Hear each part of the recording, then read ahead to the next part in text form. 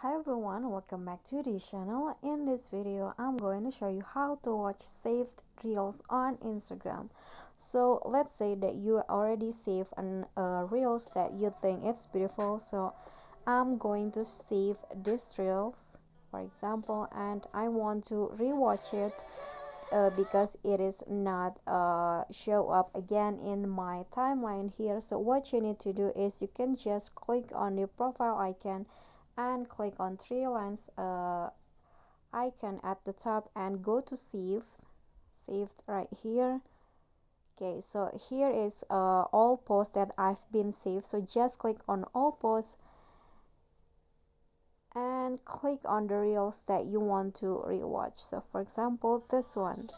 Okay, so that's so easy. That is how you can watch a saved reel on Instagram. I hope this video is helpful to you. Don't forget to click like, leave a comment and subscribe. See you on the next tutorial. Bye bye.